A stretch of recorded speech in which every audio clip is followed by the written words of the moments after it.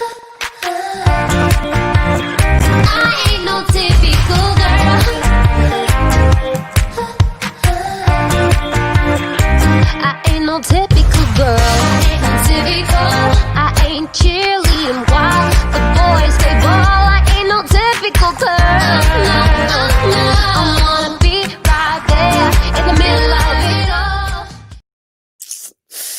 Welcome back to another episode of the Music Cafe, everybody. Thank you so much for joining me tonight or in the afternoon, wherever you are. Time zones confuse me.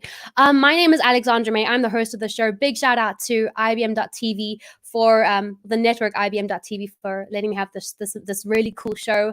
This is actually my 12th episode, and I decided I needed to go big for this episode. It's a special one for me. We've got some really special guests.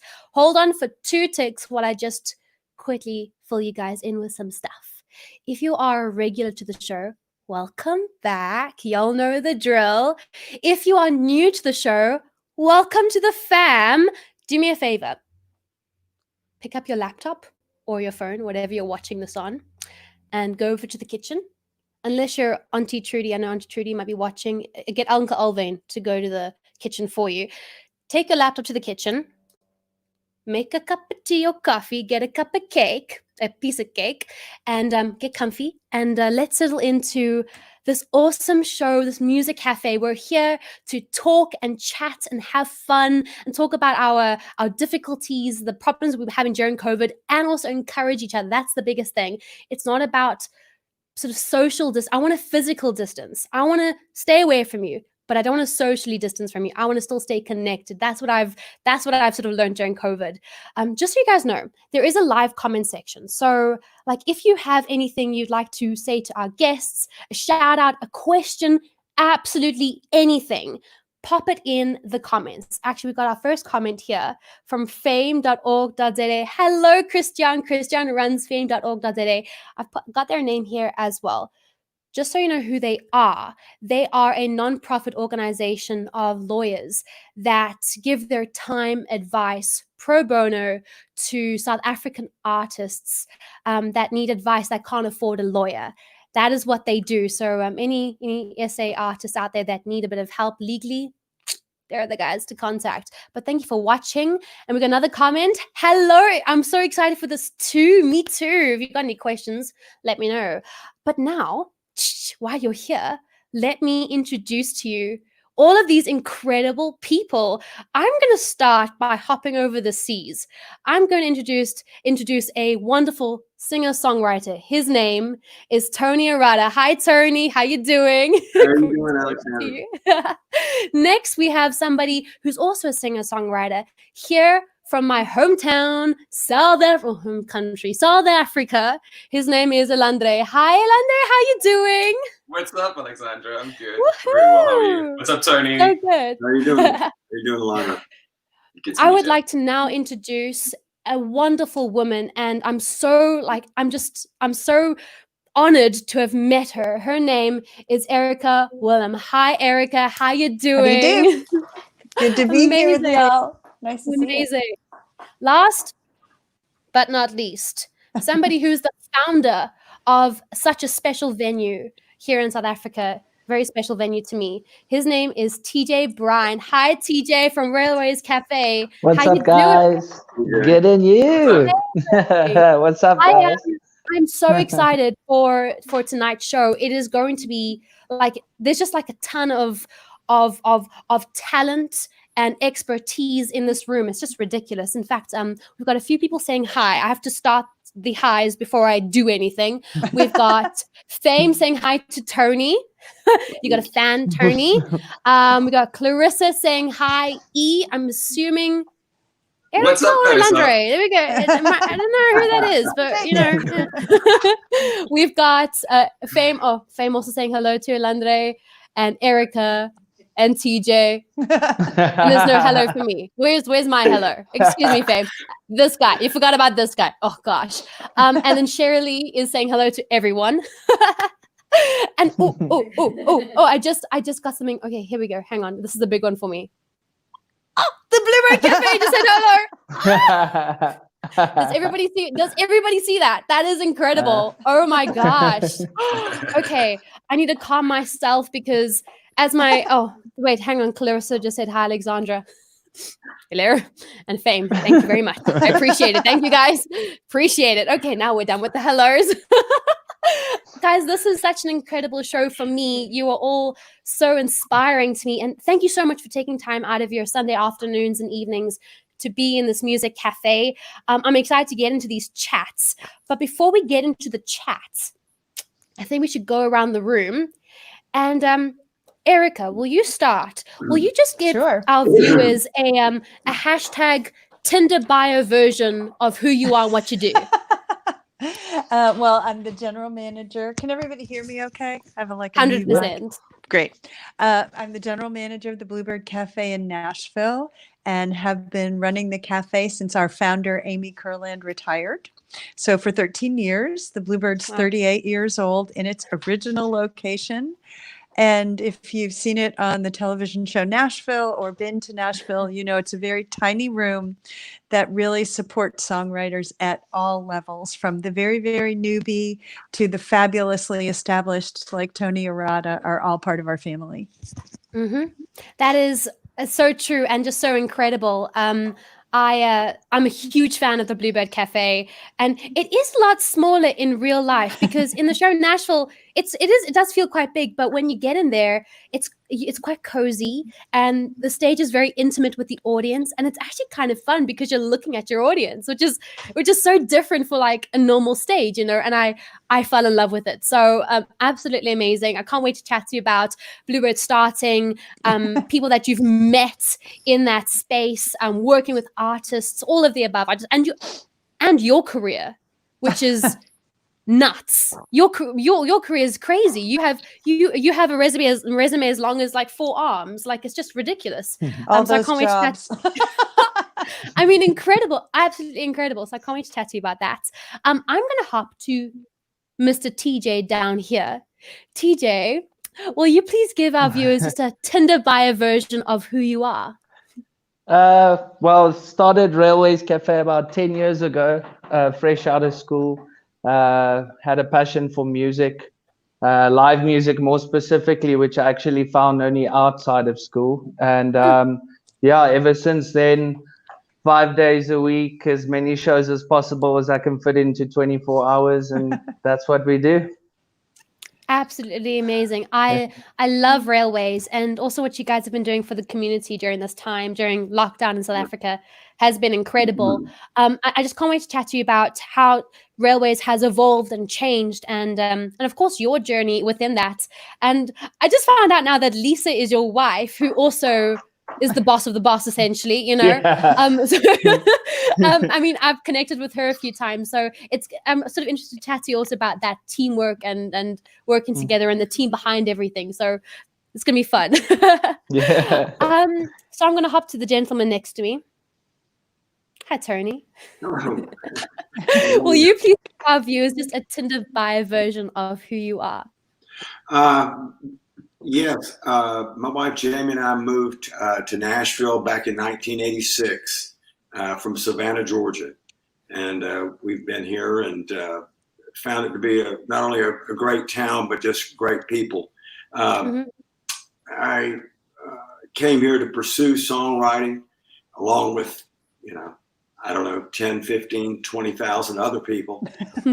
But it's been a very welcoming environment, and it's probably a city in music unlike so many because it's very much a community. And have been, you can ask Eric about this, I've been a regular over at the Bluebird. I'm still trying to get a bar tab paid over there and work it off. Anyway. Just very glad to be here, and thank you very much for having me today. Oh, but that is, I mean, I think you're such a fantastic artist, and your story and your music career is just absolutely inspiring. The people that you've worked with, again, the list just is incredible. You've got Garth Brooks there. I mean, just incredible what you do when it comes to writing songs for other people, and then of course your own solo stuff, which I'm also interested to chat to you about a bit about. Sure. sort of writing for other people and then writing for your own albums and what it's like to pass on that music, because music is your heart that you're putting out there on a piece of paper for somebody else to interpret. So it's I'm sort of interested to chat to you a bit about that as well. So we'll get there. Then I'm gonna hop over the pond to hop over the Tony to someone from my home, South Africa. Elandre, could you give everybody just a hashtag Tinder bio version of who you are? Sure thing. Hi, my name is Elandre. I'm 24. I am a singer and a songwriter from Dispatch in the Eastern Cape, the East Coast, and I've been writing since I was in high school, and I've been singing since I was 4. And then I, at the age of 18, decided to leave my very small town and move to Cape Town, which is one of the biggest cities in South Africa. And I got a chance to study musical theatre. And I studied musical theatre for a couple of years. And then I did a cover after putting on many of my own work. Put a lot of videos up there. And then I did one cover of a Bruce Springsteen song that got caught on and got me the opportunity to make my first album. And I did that and went on to make my second album. And now I'm writing for myself and just started writing for a couple of other artists as well. And for the rest, we're traveling our bums off and having fun. Absolutely amazing. And I actually had a Zoom chat with Elandre. What was it? A week ago, 2 weeks ago? I can't remember when we chatted. The one that went on forever. Yeah. It was like a 5 minutes and we ended up baking it. Oh yeah, can I just chat to you for a couple of minutes and like 2 hours later? Yeah. I remember just chatting to you about sort of our mutual love of country music and what it's like here in South Africa, because we don't really have country music, and you sort of grow up in these pockets, and then you're exposed to country music. And you were supposed to be traveling to Nashville April this year now, am I right?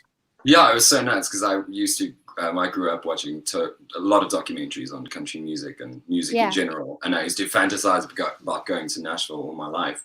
And then I actually had my first trip planned to go over and have a writing session or two right before the lockdown. And then it was, I think, a week before I had to go, and they were like, nah.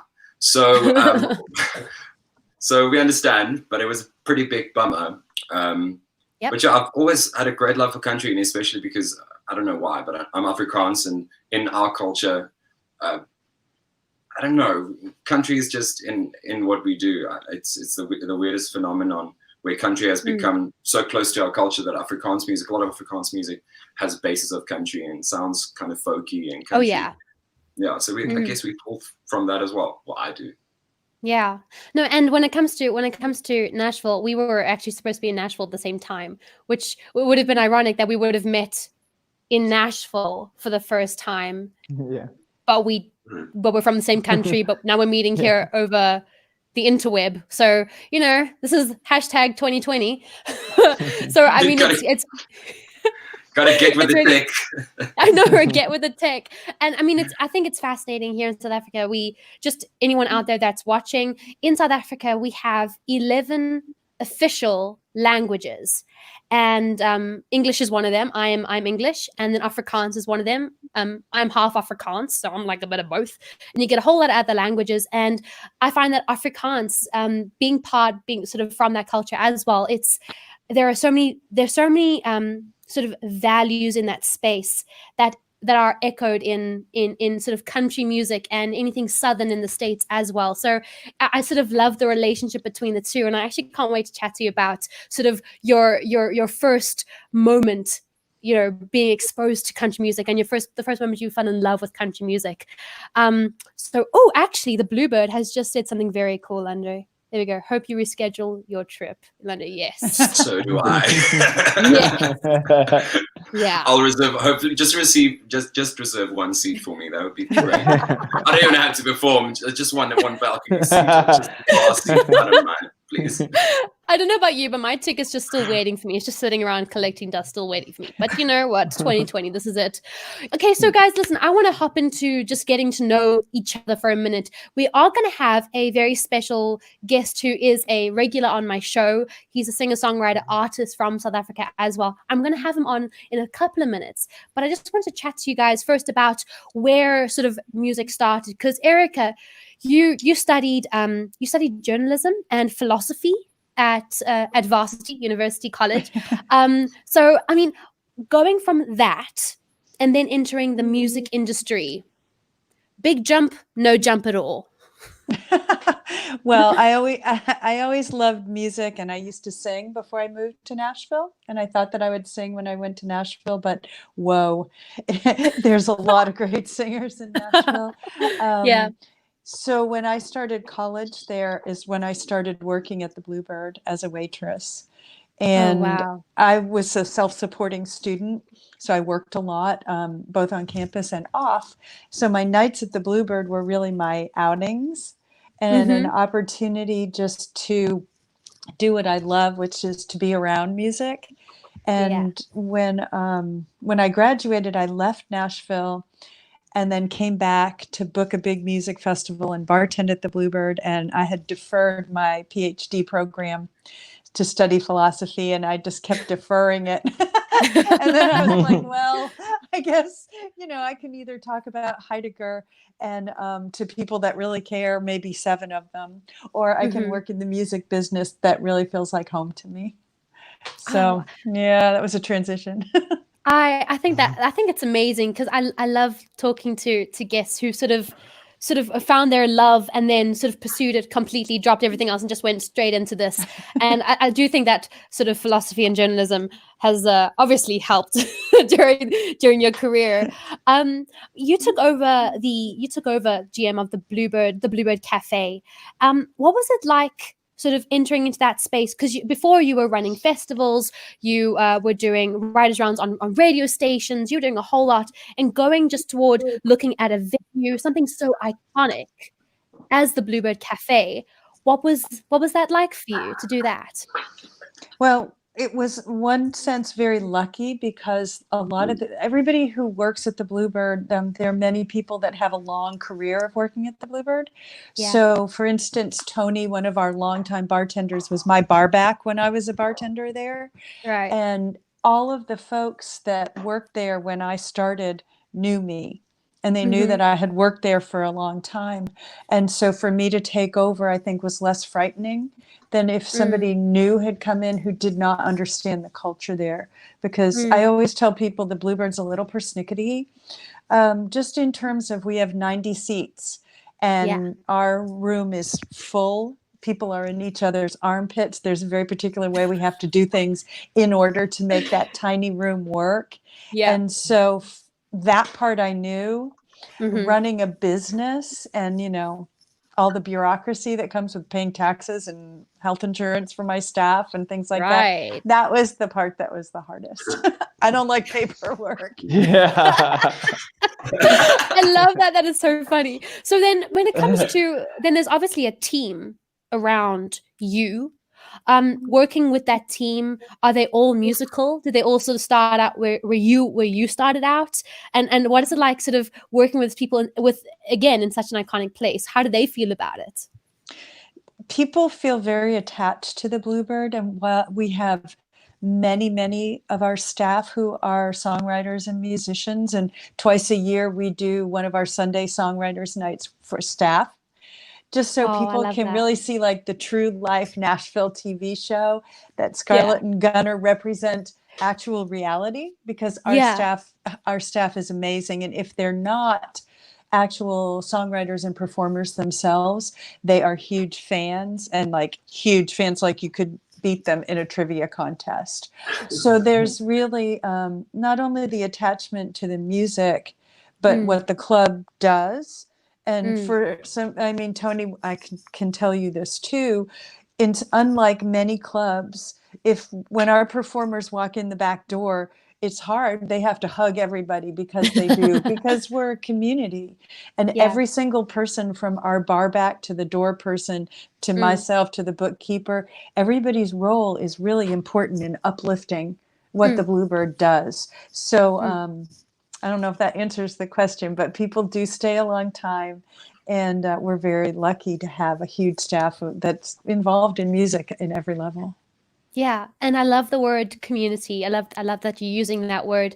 I've been there a couple of times, and I felt that everybody, the person that I spoke to on the phone when I called in on the Monday, between the times that you call in, and I spoke to her, and I was like, oh my gosh, and she was the same girl that I spoke to when I walked in, and I'm like, oh my gosh, and the same person that I was talking to over there, and oh my gosh, so it was lovely to sort of feel that. But speaking of community, TJ, when it comes to, now, you are the founder of Railways Cafe, and I adore Railways. It was one of my, as a young singer songwriter in the industry, it was one of my first venues to play at. And again, the community of writers and bands that have walked through your doors is honestly incredible. What was the idea when you started Railways? Why did you start it, and how have you sort of grown that community?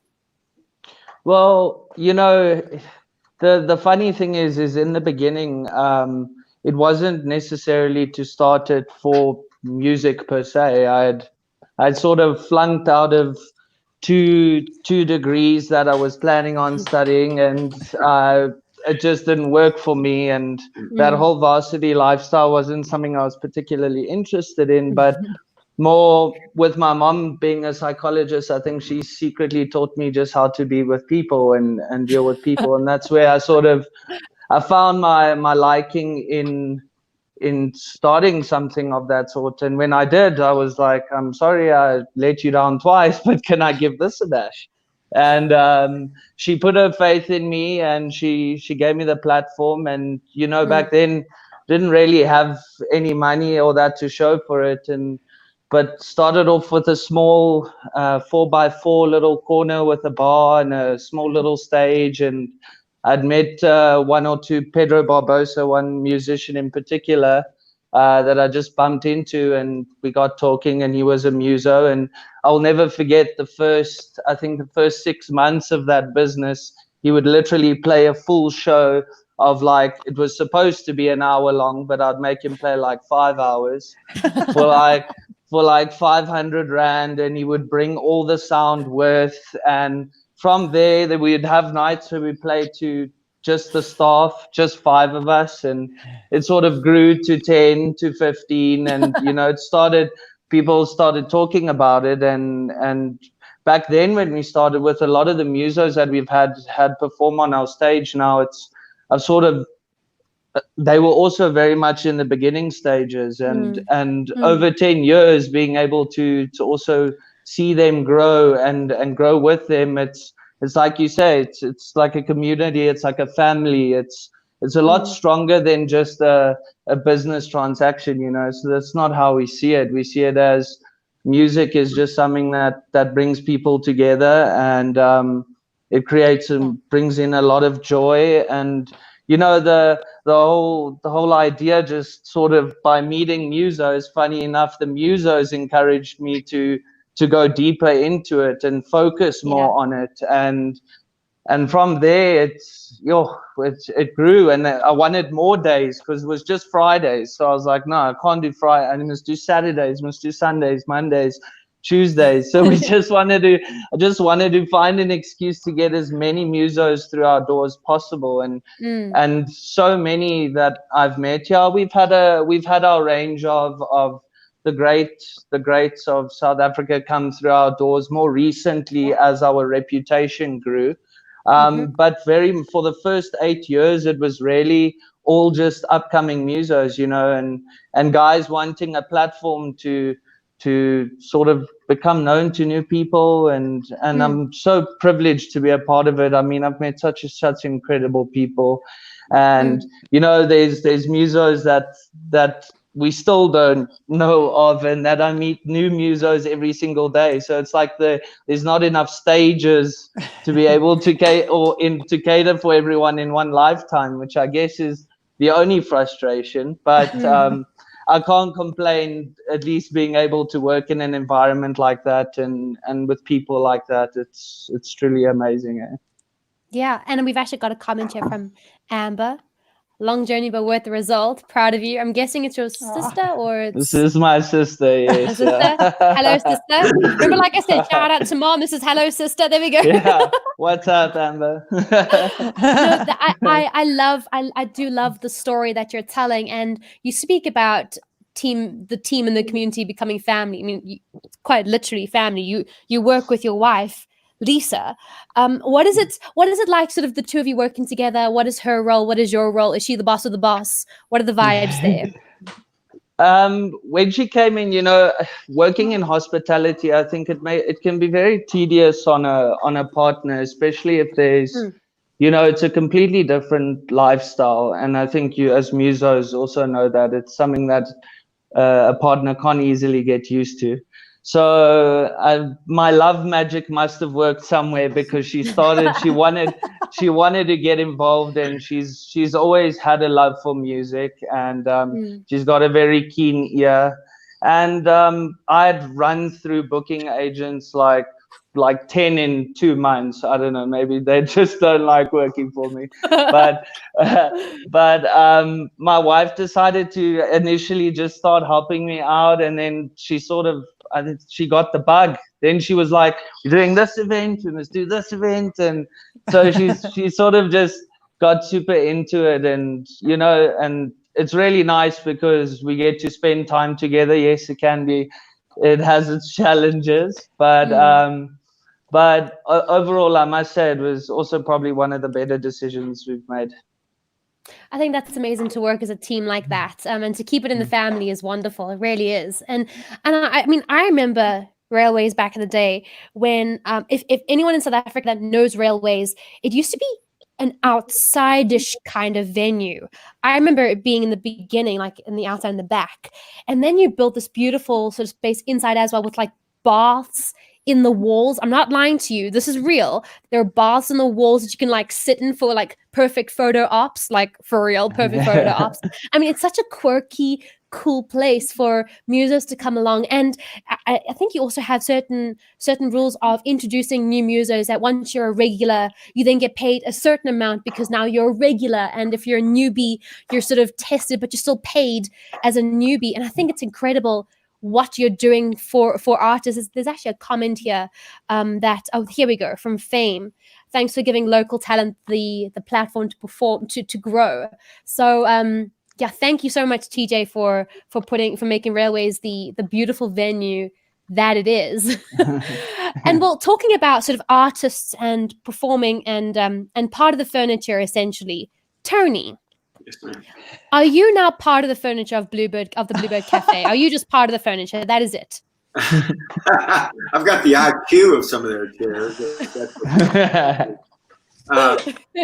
No, I really appreciated what Erica said. It is very much a family over there, and people do stay around, and you get to know them on a different level than just, well, this person does bar, this person does sound. And they become, it's just a wonderful venue in which to develop friendships. Yeah. And I really appreciate what TJ said about having to flunk out a couple of times to determine what it was you wanted to wind up doing. I got my degree in journalism because my father asked me what I had the most hours in, about 3 years into college. And I said, English journalism. And he said, all right, you're a journalist. And so that's how I came to my journalism degree. But anyway, it actually paid off. I was actually worked for a magazine for a while after Jamie and I moved here. So I actually put the degree to use. Well, I wanted to ask you. You went from being a journalist. You essentially picked up the pen to write, to put down the pen, to pick up the pen again to write something else. And what was it like? When was that moment of actually ending your first career and then going into full-time songwriting and performing. Well, When was that shift? well, oddly enough, all the while that I was working for the magazine, I was still writing songs, and actually had some of the bigger successes I had while being fully employed at this publication. Oh wow. They're really, as far as putting down one pen and picking up the other, it's amazing. If I didn't learn anything else, getting a degree in journalism that has helped me as a songwriter was realizing you've only got a limited amount of space and a limited attention span with your reader. So you've got to get the goods up front, and you got to make every word count and every line count, because most songs are 3 minutes long. So it's not a lot of time to tell a story. Journalism drives in the point home from day one that you've got to have everything in the lead of a story if you expect the reader, in this case, to go on any further. So it did help out from that regard.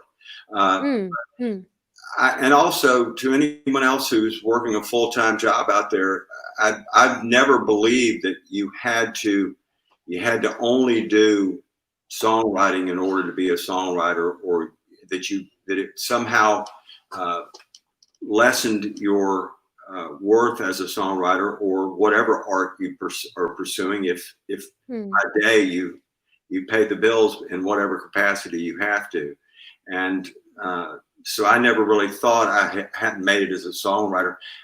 Believe it or not, and I've said this on more than one occasion, whether anybody knew any of my songs or not, or if any had ever been recorded, I would have written the same amount of songs. TJ and Elandre can tell you that you don't necessarily write hoping that somebody's going to do it. You write because that's what you do. And so, I mean, if I'm very grateful that things worked out, but like I said, I'd still have the same catalog regardless. And then, that sort of leads into my next question. I sort of wanted to ask you, when it comes to writing songs that aren't for you necessarily, that are for your library, that are going to be put out to other artists, and then writing for yourself, because you've also released a number of solo albums. Is there a different mindset that you're in, that you're now writing stories that are for your solo albums for your heart, or is it just all about telling your story and then somebody else interpreting that music when they get that song? Well, I think if you hope that on any given day you're trying to write the best song you can, regardless, and not necessarily say this is for so and so. Every time I've ever tried that, Alexandra, I can tell you they've always sounded very contrived, and as if you were trying to second guess the artist you were hoping to pitch the song to. I think the main thing, what really makes a great artist is that they find a song that they make their own, that you don't have to convince them that this is good for you, but they hear something in it that they can identify with and want to bring their embellishment to it. But one other thing any writer will tell you is there's a lot more songs sitting around that haven't been recorded than have been. So, and a great many of them that I play every night, every time I get a chance at the Bluebird or anywhere else, are not necessarily recorded hits. They're just things that I'm, out of a stack of 100, there may be a couple in there that you're really proud of, regardless of what success they've garnered. So I try to write the best song on any given day. Sometimes you hit the mark and most times you don't, but you keep trying. I think that's a really good lesson, and that's going in my hashtag Music Cafe book of really cool things to say. That it's not about trying to write that mathematical perfect song for that person or that hit. It is about writing the best song that you can on the day, and writing 2 million songs for one to be perfect, essentially, to have just that muscle, because it's a muscle that you're working. It's something that you might have the talent, but you still have to learn. You still have to stretch before you run a marathon. So I love exactly what you're saying. It is brilliant advice. And I actually want to hop to Elandre and just look at, when it comes to songwriting, when did you start writing music for yourself? When did you actually start writing music? And then you've spoken about a shift now writing with and for other artists. What has that now been like as well? Well, I got into music by trying to find lyrics to songs, because we used to listen to a lot of country music in the house, and I used to try to sing along, but I could never find the lyrics to them. So I would just spend hours and hours and hours in our local library after school, just downloading lyrics off the internet and printing them out on the back of used pages so I can take them home. And then when I started trying to get a repertoire together as a singer, I guess as a kid, my voice broke when I was in 8th grade. So I went from a first soprano to a bass, and all of a sudden I had no material, and I either sang covers of female songs because I could kind of do the octave below, but the top half of my voice was gone. So I suddenly had to write my own stuff because I wanted to do shows and sing at local competitions or whatever. And not a lot of songs sat well within my voice. And later I went on and I did some vocal training, and I studied musical theater, which really helped to get that under control and to work on the muscle, etc. But writing in itself has been a journey with some of my friends that I've been writing with since high school. Yeah, as you said, I think it's a muscle that needs to be worked, and it's definitely a skill that you need to play with. And I don't think there's any like set rules. Obviously, there are things that works better than others, but sure. Yeah, as Tony said, you might have 100 songs. There can be 100 songs in a room, and then one song works and 9 doesn't work. And that's okay. But I found that the most of the things that I've written that have worked have come very organically and naturally. I try not to force it. And now writing for other artists as well, it's either usually a song that I write and then I'm like, this is not me. I'm not going to be able to nail this. And every now and then you get someone that just really gets it. They get what the song's about. They get the melody, they get the lyrics, they get the backstory, and they're able to make it part of not only their vocal range, but part of their image and part of who they are. I think that's very hard to find within a song. And sometimes it can be quite demotivating because you're writing and you don't necessarily know if someone's going to hear it or not, or if someone's going to sing it or not. But you can't let that stop you, you need to keep on writing. I have books scattered throughout my entire house, filled with little notes and everything, because I need to jot things down. I guess it's just been my way of making sense of life till now. And it's great to be able to do that on a stage, or to be able to give that to someone else and say, what do you do with this, Well, I actually wanted to ask you, and now please excuse, I have a very English accent, even though I'm half Afrikaans. I'm going to say it as best as I can.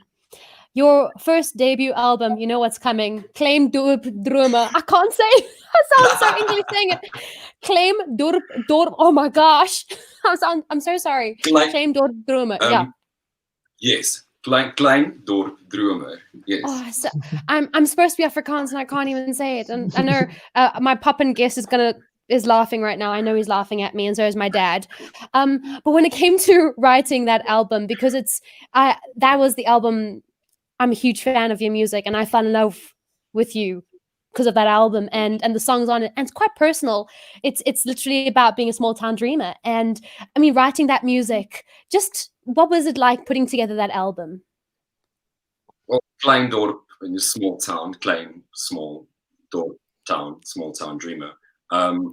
It was just a basic summary of what I've done until now. I was 21 when I got my first record deal, and I was very young, but I wanted to kind of give a lot of people some context about who I was and where I was coming from, because I'm not really, I guess some people find me way out every now and then because I do country, but I do pop and I do cross genre things as well. But I always try to be a bit out of the box, which sometimes has, I guess, freak people out, but I get such a kick out of it. It's really cool. So the first album was a bit of this is where I'm from. This is why I make music, and country had a big influence on that. And the irony of it is I wrote 80% of it before I actually got my record deal. It was songs that I've been writing as a student, being in Cape Town, missing home, Love that. trying to find my way in the music industry there. That was my first album. So maybe I just gave it my all, or had enough time to get that together. I love that. And we've actually got a few comments. I have to go through them. Firstly, thank you very much, Clarissa. I sounded terrible saying it, but yes. And Danny says that with that album, he met you. I mean, I don't know if that's literally or Yes. Literally. Hello, Danny. Yes. Hey, Danny. Oh, that's awesome. We've got Constant and played Railways many times. Best venue in Pretoria. That's my guitarist. Oh, is it? This is my guitarist. Oh, Hey, my Constant. goodness. And we've got another comment here by, again, Clarissa, her favorite song. And I agree. Beautiful. So just talking about songwriting, I'm going to introduce our pop-in guest. I'm just going to give like a little short intro of who he is. So NSAI is the Nashville Songwriting Association International, and Erica knows just a little bit about NSAI. We'll get into that in a hot second. But I am the South African coordinator here, and I've got I've got a partner also who is the other South African coordinator, and his name is Christian Bartman. Hi, Christian. What's up? Hello. Hey guys. Christian and I what's are the SA coordinators, and we both love Nashville. We both love the writers' rounds, the everything, the everything that Nashville has to offer. We love. So I had to bring Christian on because this is important for both of us to sort of be in this chat. It really is. So thank you so much for popping in. Thanks for having me. Yeah. Oh, you're welcome. I just want to quickly pop, if you don't mind, I just want to quickly pop in and tell Tony and Erica about these two guys. Elandre is actually one of our top artists in South Africa. He had one of the most streamed songs of the previous season, 2018-2019, Feet Up Water, Fire in the Water. Phenomenal artist and performer. Not just a musician, but a performer of magnitude, and he does amazing things. And then also Railways is... It's an organism. I do a lot of their poetry nights, or I did back in the day. And every single time you walk into Railways, this man has built something new. Like either a wall is missing, or there's some weird mannequin that's coming out of the wall, or it is a piece of art. So if you guys ever come to South Africa, please consider going to Railways and seeing this man Elandre live, because it's really something worth doing. Look forward to it. Sounds amazing. Absolutely incredible. Well, Christian, you actually have a little story of the Bluebird Cafe, and I just want to. Do you want to just also mention that before we go into our #writers round? Yeah, so I have a very much the same story as Elandre. I grew up in a little town called Witterdrift. That's about 120 kilometers from Dispatch. And we had less than 1,000 people in our town, or maybe less than 500. And I've been passionate about music and songwriting since the day I could speak. And one of the biggest things that happened to me was when we got dial-up internet at our little town. And I also sat in the library and I just Googled, and I was a fanatic about songwriting and just getting, because no one could teach you how to play guitar, no one could teach you how to write songs. And you always feel so alone, Elandre. I don't know if you can associate with that, because you're so passionate about this thing, but you can't really, there's no one that you can share it with.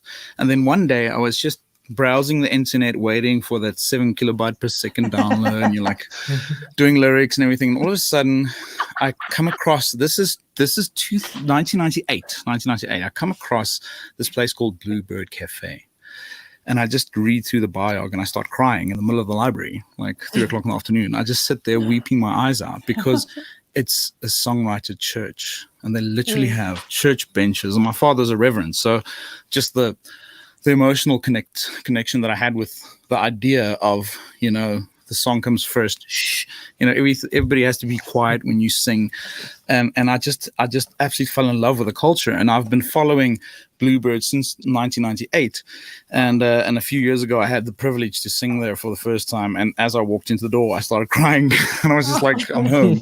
So I just want to say thank you so much for everything you are and everything you stand for, and know that your experience or your impact has gone so far that the little guy in the middle of a little town in the middle of nowhere was inspired by you in 1998, and you are one of the primary reasons that I'm a songwriter.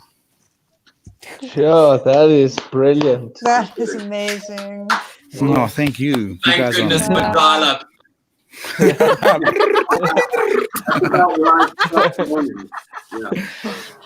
Wow, that is beautiful. I think that's such an incredible story, and I have the same feelings. And Christian and I will spend hours talking about Nashville, the Bluebird, and yeah, we just love this. But you know what? Speaking of the Bluebird, I want to now do one of my favorite parts of this show, which is the Writers Round. And so I'm just going to reposition myself because this is important. Anyone that's watching that doesn't know what a Writers Round is, I'm going to do my best to explain. Well, actually, hang on. Erica, would you like to explain what a Writers Round is? Why should I explain it when I've got the person there sitting right there? You explain it, please, Erica. I'm happy to explain it, but I do think that it's also important that you and Christian have that experience, and it's nice to hear people talk about it in that way, because for the Bluebird, when the Bluebird started, it started as just a restaurant and served food, and that was Amy Curlin's dream, was to have a little cafe. And then through a boyfriend, through support by the community, it developed completely organically, kind of like Railways, it sounds like, to where it became something that was never expected. And a part of that are people, like Tony and some of the writers, Tom Schuyler, Don Schlitz, Fred Knobloch, who were really regulars there at the time. And when I was a waitress there, the shows would happen on stage. Those gentlemen created this in the round setting where people would go around in the center of the room and share their music. And when they're face to face, that's sort of where the culture became the storytelling culture, because they were telling each other and the folks around it about the song. So I'm not going to belabor that. I'm going to let it happen because it's really so much better to hear it in action than me. Well, I really wish that we were in the same room, I really do wish that we could be doing that, because I see a number of some of my favorite writers like Jeff Cohen always in those circles, and I love Jeff Cohen. For people that don't know, Jeff Cohen wrote the Paw Patrol's theme tune, just so you know, and he's a great person. I actually have him on my show next week, which is quite cool, but he's also part of that family, and to see people doing that, sharing their hearts and their songs, just incredible. So I can't wait to do this right now. I think we should start with the person that is the most experienced in this place. You've done it. You've done it in our church, the Bluebird. And so, Tony, will you please start us off on this Writers Round? Tell your story. Take your time. You do you, boo. You do you, boo. Very kind. One thing I want to say real quick. I'm still trying to get used to the time changes here. But so it's night time where y'all are? It is nearly 10 o'clock. Yeah, it's like 10 to 10. Please just go outside for me. I haven't been out at night, and I don't even know how long. It's been 4 or 5 months since I've been outside when it's been dark. So that's great. Just glad to be with y'all. And also, Christiana, Alexandra, thank y'all so very much for what you do on behalf of the Songwriters Association, because it is important. Everybody thinks that songs come from radio or from the record player or somewhere else, but they actually come from people. And so you never know when you're going to hear the next person that's going to be the one that you do hear coming out your radio. And TJ giving them a place to play, that's just so wonderful. My first experience walking in the Bluebird Cafe, Jamie and I had just moved here. And walked in, and this was my introduction. It was Don Schlitz and Fred Knobloch and Tom Schuyler and Craig Bighart. And everything they were playing was on the radio at the time. The very first line I ever heard come out when I opened the door was On a Warm Summer's Evening from the Gambler. It was Don Schlitz singing it. So you can imagine how glad I was that we had moved here, because it was obvious they needed us in a real bad way. they needed another songwriter. No, they did. Where to show you how instrumental it's been, one of the first people I met when I moved here back in '86 was Garth Brooks. I met him at another club here in town, and we struck up a conversation and a friendship that I'm very grateful has lasted all these years. But the Bluebird still has to this day a segment called The Early Show that they do, and it's run from like 6 to 9 or 6:30 to 9:30, and there's no cover charge. And so I wound up doing one of these early shows with Garth back in, I don't know, '87 maybe, and there was nobody there. I mean, no one in the audience, but the other songwriters. And one of them was Garth, and I had just written this song and played it. And Garth said, "If I ever get a record deal, pal, I'd love to do that song." And I was just, as my fellow troubadours here will, admit, just to have someone like something you've done means the world. But I also had to laugh because at the time Garth was doing construction work and selling booze, and I was loading trucks at UPS, the United Parcel Service. So we were obviously not on our way to anything big. But that's what I meant, is you just never know who the next person's going to be. And 3 years later, Garth sang on that same Bluebird stage and got signed to Capitol Records. Wow. The following day, he called and asked, and this song was still available.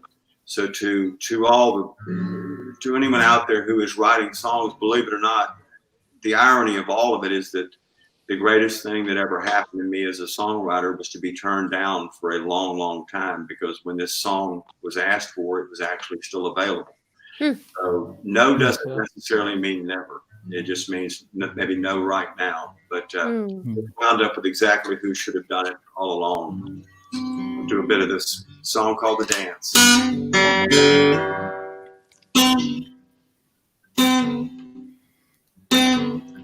Looking back on the memory of the dance we shared, the stars above, when for a moment all the world was right. How could I have known that you'd ever say goodbye? And now I'm glad I didn't know the way it all would end, the way it all would go. Our lives are better left to chance. I could have missed the pain, but I'd have had to. The dance.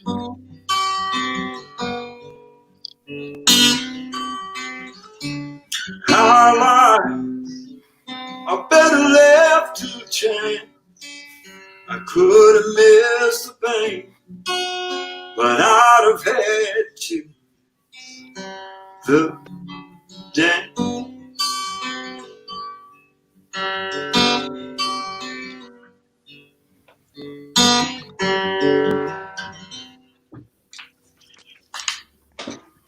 And I'll look forward to seeing that someday over at the Railway Cafe. TJ, if you'll have me, I look forward to it. I will definitely have you. Thank you so much. Thank you. Thank you, Erica, for having a place like that here in Nashville. That is, there's no end to the people I've seen at your club, and no end to the friendships that I've made there. So thank you. Thank you for making it happen.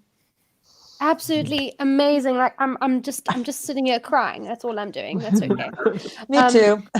Gosh, I've got a whole lot of claps here. I mean, yeah, just I wish this was real, but they are clapping. They are clapping right now. Absolutely incredible. Wow, I need a minute. I need a tissue. That was just incredible. And I think what is amazing is that, and I think all of us South Africans in this room could could sort of say the same thing, that you spend your whole life pursuing something and something that you truly love, which is, for me, it's songwriting and country music, and going to the home, which is Nashville, the center of the universe of songwriting, and then to be talking to the person who's the GM of the Bluebird, and with someone who's part of the furniture and has written hits at that place that it's come true, just is just I'm shaking, just incredible. It really, really is just Oh, you're very kind. You're very kind. incredible. You know, the thing Whoa. I really meant what I said is, you never know who you're playing for, and it may only be 2 or 3 people, but one of them might well change your life. I mean, that is living proof right there. So we all want to bring our best on any given occasion, and want to deliver our best, and then the rest of it is anybody's guess. But anyway, sometimes you get very fortunate, as I did on that song with that artist. Oh, just incredible. Thank you so much. And we've actually got a comment here from Christian, who says, hopefully we'll be able to have a true writers round with me as my nickname, Ali, here again soon. And you know what, my first trip to Nashville was about 3 years ago, and I try to go at least 2 or 3 times a year. And the first time I went to Nashville, I experienced my first writers round, and at like one of these little bars. I think I might have been Bobby's Idle Hour on 17th Music Row. And gosh, I just, there's something about that place as well. It's just got a vibe. And I did my first writers round there, and I actually brought the event home. I started my own event, Writers Round South Africa, and we've been going for 3 years. Haven't done anything this year, unfortunately, because of hashtag COVID. But we will hopefully, you know what, TJ, we're doing this. We're going to have, as soon as we can, we're going to have a proper Writers Round at Railways. I'll just lock you all in the theater. We're gonna fly Tony out. We're gonna fly Erica out. We're gonna get Elandre up here as well, and we're gonna have this really awesome Writers Round and Railways. Well, I'm in. I'm so glad. My schedule, I'm available. Oh man, so excited. Well, you know what? I'm gonna hop the pond. Elandre, would you like to be the next person in our Writers Round? Please, I would love to. Yay! Thank you so much, firstly, for having me. This is pretty cool. I never thought I would be singing to someone that's even been to Nashville. So, yeah, this is really. I don't want to make it as if we idolize it or over idolize it, but it's pretty big, especially if you're from a small town like I am. And as you said, Tony, you never really know what's going to happen, and I certainly didn't. But I took a major chance and a major bet to go to Cape Town. And I started working at a place called Stardust, which is also a dinner theater. And I got the chance to study, but I had to pay my rent, and I had to do that alone. And it was pretty tough. And I got into this place called Stardust, and there was a stage. And it was also where people would come together, and all the waiters were also performers, and we were encouraged to really have a go at it when we were on stage. It was pretty show busy. But it was on that stage where I got to sing some of my own songs when the midnight shift hit, and there was no one there. You have 4 or 5 people in there. I would take a chance with one of my own songs. And sometimes I sang this song because I missed home a lot. And the song is called Home. It later went on to my first album as something that was totally different, with different lyrics and a different vibe. But when I wrote it, it sounded like this.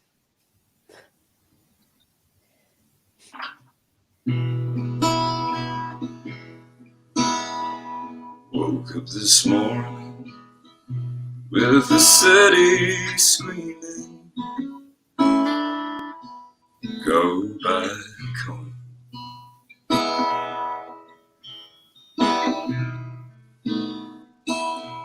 I can't relate to the lifestyle here. It's too fast for a slow heart like mine.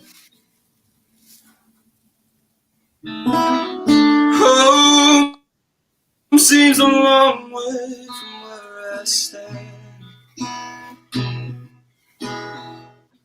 And times may change, but memories stand. What I wouldn't give to touch that land. I guess inside I'm still that little boy holding his mama's hand. I came here to find my art, but I didn't know what it would cost. Home seems a long way from where I stand, and times may change, but memories stay. What I wouldn't give to touch that land. I guess inside I'm still that little boy holding his mama's hand.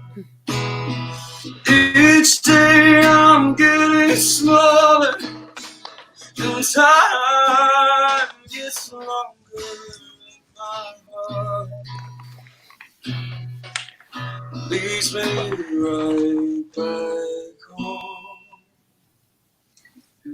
Home seems a long way from where I stand, and times may change, but memories stand. What I wouldn't give to touch that land. I guess inside I'm still that little boy holding his mama's hand. I guess inside I'm still that little boy holding his mama's hand. Yeah, well done. Oh, amazing, amazing. I have a few comments here again, just a few comments. I have to go through them all. Oh, I like this one. I like this one. True icon. Agreed. Agreed. Beautiful. I love that song. It's stunning. And I mean, I remember the first time I heard your voice, I can't get over your voice. It's so beautiful and silky and oh, it's stunning. It's velvety. I don't know the words. I'm just thinking of fabrics right now. I don't have any more fabrics. Yeah, beautiful.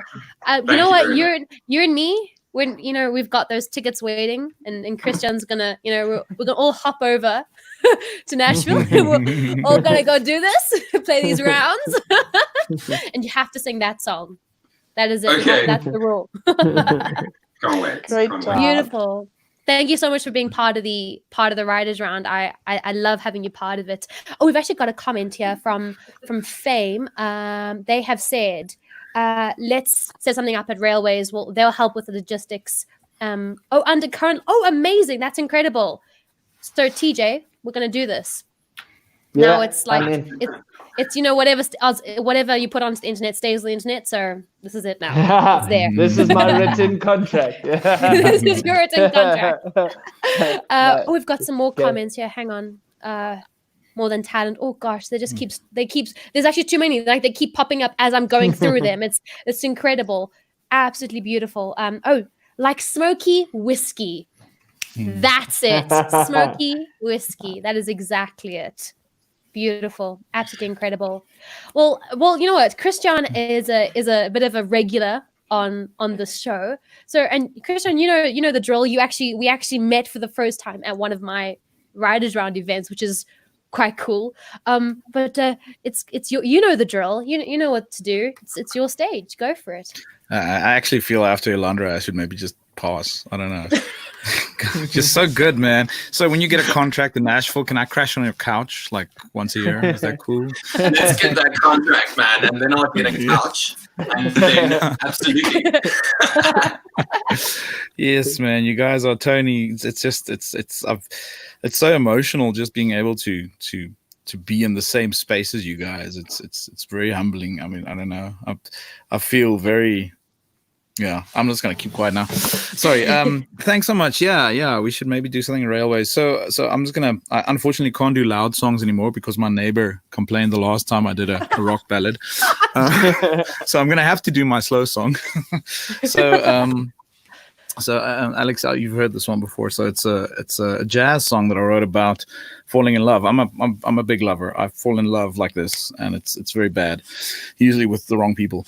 And this one time I fell in love with this girl that was also a musician, and we always wrote together, and we had this amazing like chemistry, except for anything else. But the music chemistry was amazing, and I always fantasized about taking her to Paris and asking her to marry there, and then I wrote this song as a kind of a fantasy song, and it's called "I Remember April" in the springtime. So it's because it's spring in Paris during April.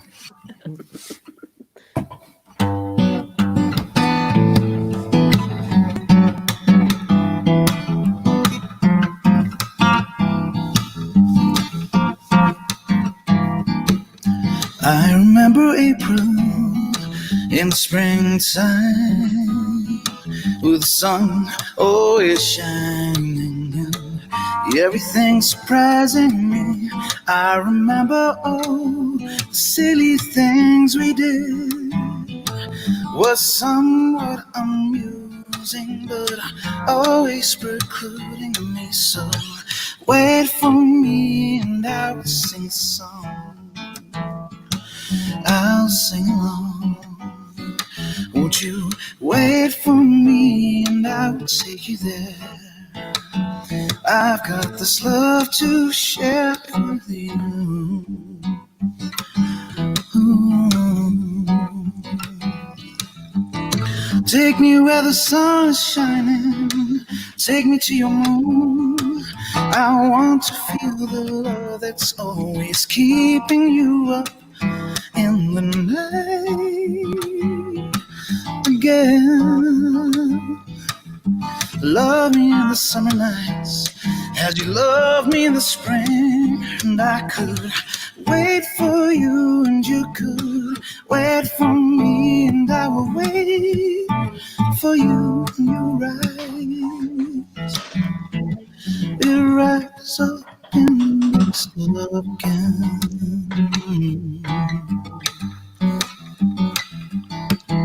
I remember April in the springtime, with the sun always shining and everything surprising me.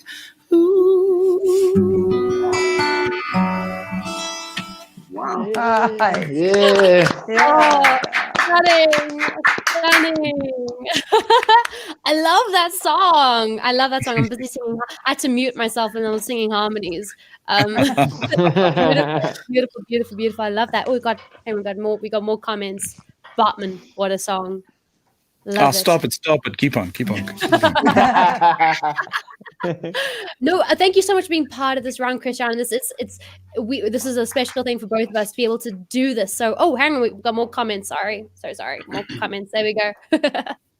No, and it's great to hear your story as well. I'm also going to sing a slow song. Can you guys hear the guitar right, or should I turn it up? Yeah, sounds good. Just want to make sure in case. Unfortunately, my neighbors are a little bit further away, so I can do a loud song, but I'm not going to. I'm going to do a slow song. And I thought I'm going to do a song that's I don't know about you guys, but my songs are essentially my diary. I don't keep a diary. I'm terrible at it, but I write, and you can tell by the songs that I've written exactly what's happening in my life. And so this song is actually called Dear Me, and it's a song that I wrote. It's as if I was writing a diary, literally. And I suffer from like having panic attacks and anxiety, and I suffered my first panic attack last year when I was in Nashville, and I was like calling my mom, and it was one of those moments where I was trying to make it through. I was just overworking myself basically, but I had to just make sure that I had to go back to the space. I had to find my chai, find my chi, my kai chai, that, come back to your center, go back to the bar, go back to writing, go back to finding your core. And this is essentially what the song is about. So yeah.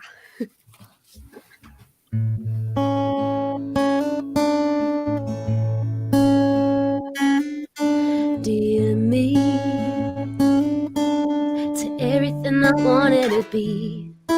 Dear me, to my present, my future, my past. I'm writing all this down to let you know you don't have to do life on your own. But all the waiting, which way is it coming? Sometimes the rain, it falls, the clouds are crashing in. Just close my eyes, stay open, watch disaster win. Yeah, heaven's out of sight, but I'm running to the light. Sometimes it's all nothing when you gotta show your feelings. Your feelings, yeah. Dear me, it's gonna be alright, you'll see. Dear me, you got everything you need in your hands. I'm singing this again to let you know you don't have to dance life on your own.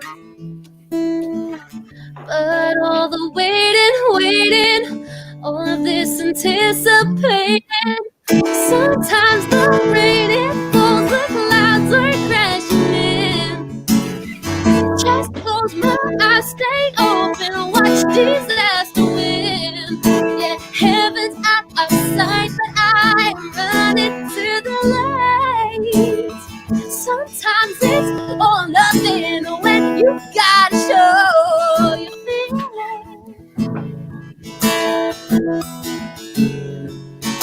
feelings, yeah. But all the waiting, which way is it coming? All this anticipating, waiting for disaster to win. Sometimes the rain, it falls, the clouds are crashing in. Just close my eyes, stay open, watch disaster win. Yeah, heaven out of sight, but I'm running to the light. Sometimes it's all nothing, and now I gotta show feelings.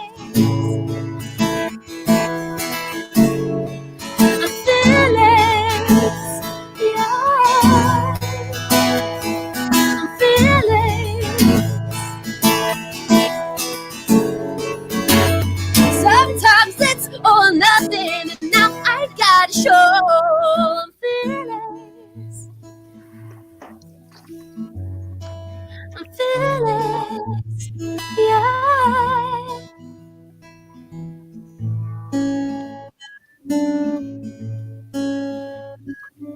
Dear me,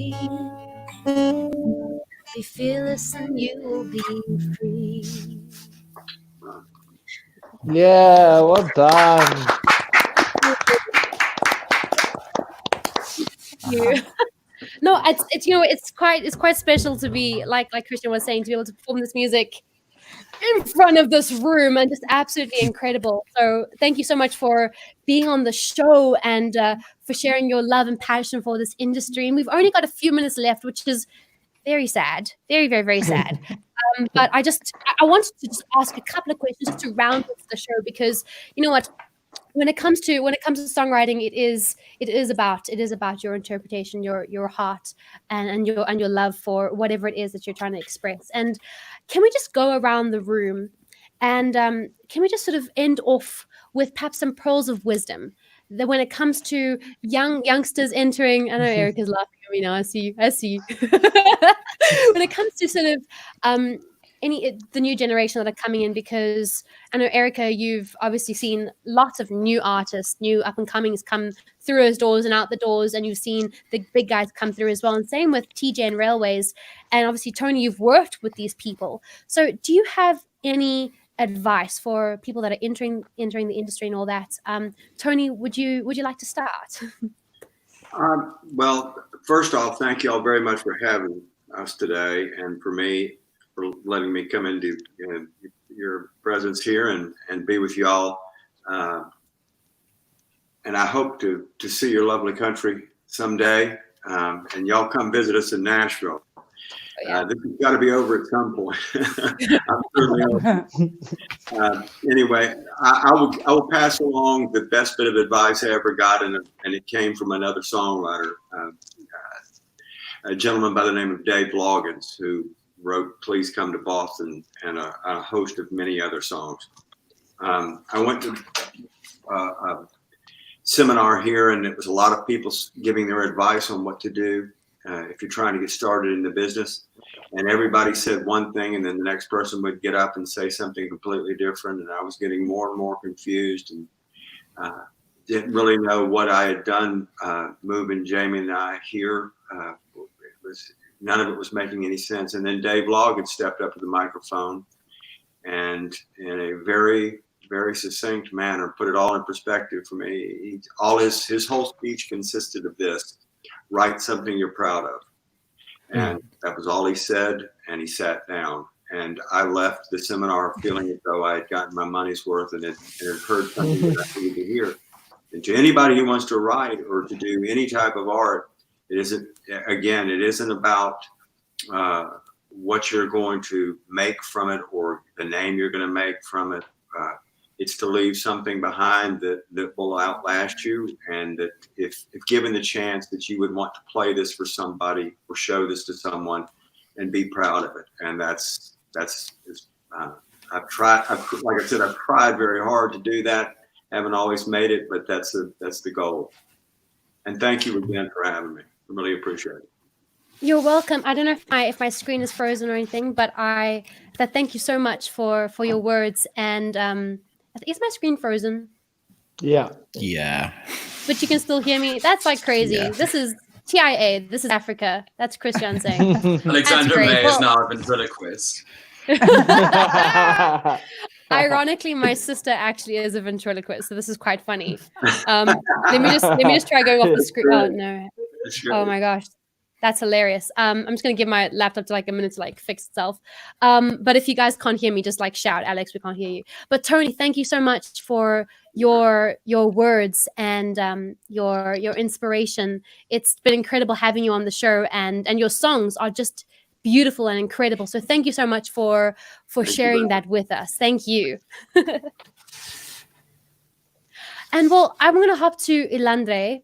Do you want to end off as well with just some pearls of wisdom for our viewers, up and comings in the industry that are also possibly from small towns, and what can they do, and how did you get to where you are? Just that inspiration.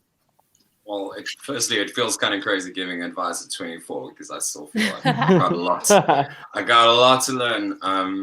But the path until this point has been great. And I think one thing that one must remember is you must believe that you have something to contribute and that you have something to say. Yeah. I think, as Tony said, you need to keep on writing despite anything. At the end of the day, you need to believe that you've got something to contribute and be able to share something with confidence. At the end of the day, you need to be able to write honestly, and it's a difficult medium because sometimes it can get quite personal, and but it's something I've always returned to, and I think that has helped me to kind of figure out that that's what I need to be doing. So if this is something that you are constantly returning to, then maybe it's something that you should be incorporating in your life. And sometimes it doesn't always agree with normal life, or we lead sometimes a crazy life as artists, but I think it's worth it at the end because we get to do this, you know. Yeah. So keep at it and contribute. You got a lot to contribute. I think that's very encouraging, because often, like Tony was saying, that you just write a bunch of songs, and sometimes there are those no's. Well, not sometimes, often there are those no's, and sort of trying to keep up that positive space in your mind, just to keep writing, that you are valued, your stories are valued in this community, and you get amazing writers like Tony and people like TJ and Erica who appreciate songwriters and their stories. So I totally agree with what you're saying, and thank you so much for being part of the show. And dude, we're gonna be meeting soon, and no, It's been an we're incredible gonna meet. honor. Thank you. Gosh, this is fun, and we're gonna meet in person, and then we're gonna hop over to Nashville. Okay, that's it. Amazing, that's it. Well, Erica, it has been the biggest honor to have you on my show. Just, it's incredible meeting you and knowing your story. We didn't get to half the questions that I wanted to ask you, so I need to when have you you get back. to Nashville, we'll get together. Okay, that'll be awesome. That'll be great. Well, I actually wanted to ask, before you give your pearls of wisdom, when it comes to the Bluebird, how is the Bluebird shifting, and where is it now when it comes to lockdown and COVID in Nashville? How is the Bluebird doing? What has it been like during this time?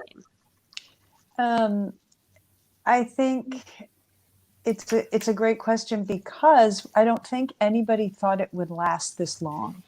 I mean, when I was in Europe when it happened, Tony was with me, and we flew back from Europe to get back in time for me to close the Bluebird on March 13th. And I think we all thought that we would be a couple weeks and then moving on. So as it's become more clear that it's going to be a long haul, especially for a little tiny room like us, we don't know when we'll open. It might be next year, for that matter, and when it's safe. So trying, I think for us, I had to furlough 28 staff people, which was heartbreaking.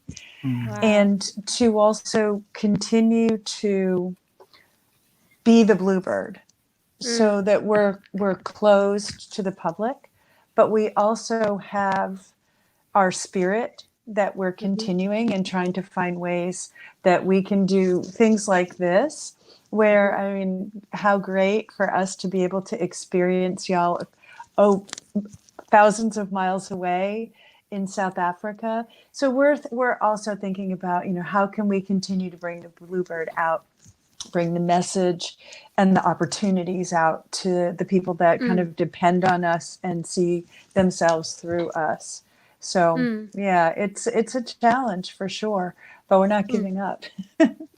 Well, that's really encouraging, because we all love the Bluebird. It is a special. The Bluebird Cafe is a special place, and there's this hashtag that's going around, or this phrase that the arts are dying. Be part of the arts, sort of not dying. And I hate to think of that. I think that as long as we're still creating, art ain't dead. It ain't dead until I'm dead. Like, as long as we're still creating, it's still going. So is there anything, again, just one more question before pearls of wisdom, is there anything that as artists or as the public that we can do to help venues like the Bluebird Cafe? Well, that's a big question in terms of the venues, and TJ can probably speak some to what's happening there. For us, there's a lot of legislation that's happening and conversations about how incredibly important developmental stages are to artists as they're developing. So that conversation is happening. But I think, to go to what you said about arts ain't going anywhere. I mean, the truth of it is, and this is something I'm trying to keep in my own brain, is the structure that we're used to may be gone. That's our opportunity to find a new way. And that's what artists do. And if we're going to cling on to waiting for things to get back to normal so that we can move forward in the normal way, that may not happen. So where, as an artist, do you see yourself being part of envisioning something new and not closing your ears? And I guess this would go to my pearls of wisdom, for whatever word they are. It's just there's creative energy to be taken advantage of. Don't stop yourself by what you see as a structure that existed. Everything that you have inside of you is important to bring out and to find a way. And that does take energy, and it takes a community to help say, no, open the door, or to put your foot in a closing door, and to be able to remember that that is our job, to be able to envision the new reality. So I think my pearls of wisdom would just be condensed to pay attention and listen. Yeah. And that's listen to yourself, but also be open to listening to others. That's incredible. That amazing. Thank you so much for sharing that. I see your love and your passion for this industry, and it's incredible the work that you are doing. And for every artist out there, listen to Erica. She knows what she's talking about. Yeah, She knows what she's talking about. Thank you for having me on this show. It was really great to feel like I actually got out of the country for a few minutes. Yeah. Well, Tony got to go out because he doesn't leave the house. This is a late night for you, Tony. No, that is awesome. Thank you so much for being on the show. And TJ, I know the work that you guys have been doing, and we didn't even get to go into that, which is crazy. I'm gonna have to have you on again as well, which is Yeah. great. I'd love to have you and Lisa. But when it comes to, before we get to pearls of wisdom, because again, you've also seen new artists, old bands, successful bands, terrible bands come in and out. Before we get to that, how has COVID been for you guys? What are the changes that you guys are making when it comes to going forward into this, not even into this new normal, because normal implies before, into this new, it just new. Look, I think it definitely took a lot of adjusting, but it in the lightest way possible, I mean, in trying to keep things as positive as possible. It also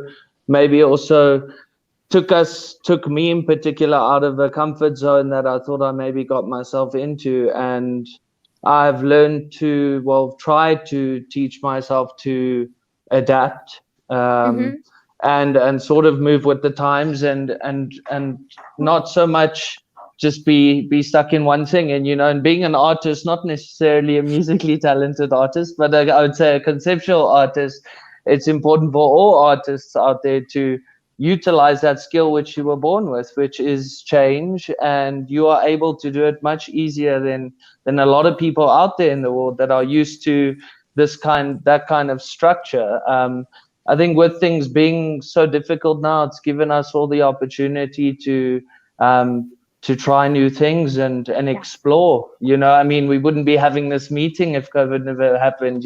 So I mean, it's taught us in many ways how to connect with people, like you said, Erica, thousands of miles away over the internet. It's been around for a while, but I never used it as much as I do now. And with Muso's streaming shows, I think in South Africa particularly, some musicians, I think where we struggled a bit in the scene was with our online presence, and in a light way, this has sort of pushed us to adapt and grow on that online presence and make ourselves more seen. And I think it's great. I don't think it's something that should stop when this stops. I think it's something that should continue for years to come. And change is imminent. So this is just one step to keeping your mind open to trying new things and exploring in your respective field, I guess. Yeah. And that's very encouraging. And you're right, it's totally pushed a lot of people. And it's again proven that art isn't dead, because even though we can't literally sort of be feeding off of that audience energy, we're still able to create and make our own energy, which is quite interesting. It's a different way of looking at it. But thank you so much for being part of the show and for adding and thank again you for also having me. You're so welcome. This was really cool. I must say, I love this. I'm glad. Time flies.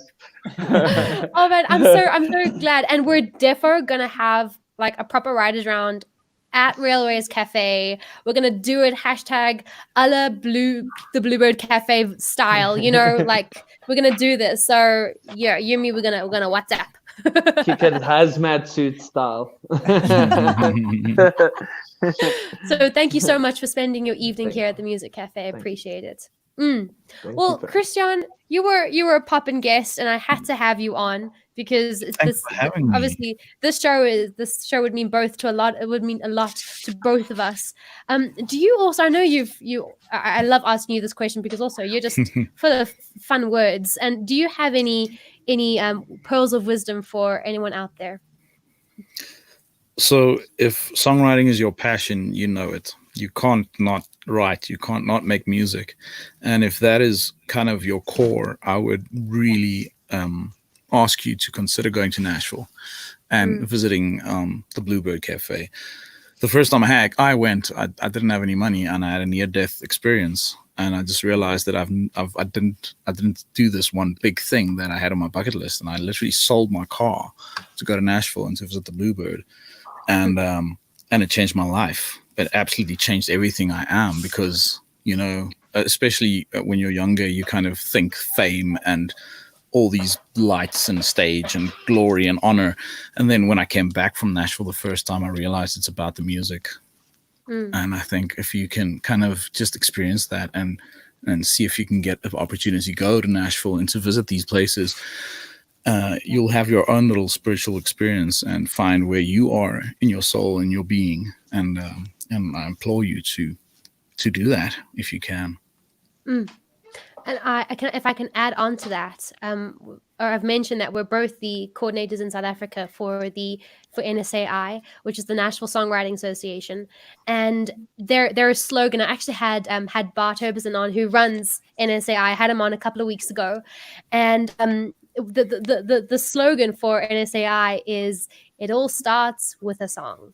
And that's it. It all starts with a song, and it's not a song. It's just keep writing a song. That keep writing. So, if you are a South African, just putting out to the viewers, if you're a South African that is wanting to know more about Nashville songwriting, going back to just storytelling, get in touch with us. We can help you out. And obviously, we've got fame.org, who's also part of that experience and helping SA artists out, because it is true. Dreams do come true. I mean, look at this room. How incredible is this room right now? Thank you so much to all of you for spending your Sunday afternoon/evening at the Music Cafe. You guys are awesome. I've loved chatting with y'all. It's been fantastic. I'm going to start using the word y'all a lot now. Yeah.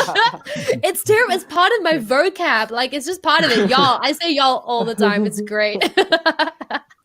No, it's been awesome. Thank you so much, guys. I will chat to you all very soon. You're so welcome. Cool. Bye, guys. Thanks, guys. Bye, Nice y'all. meeting you all. Bye. Bye. Oh, man. That is so cool. What an awesome room. What a fantastic episode, guys. This show has been absolutely incredible. Thank you so much for being part of this.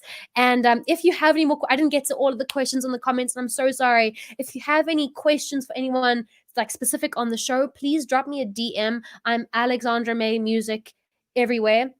And just drop me a DM and I can answer questions, put you in touch with Fame, NSAI, answer when it comes to Nashville songwriting, whatever you need. We're a community of songwriters, and that's the important thing. So yeah, but guys, I will see you same time, same place next week for another Music Cafe show. But for now, stay safe, sanitize, and call your loved ones. Bye.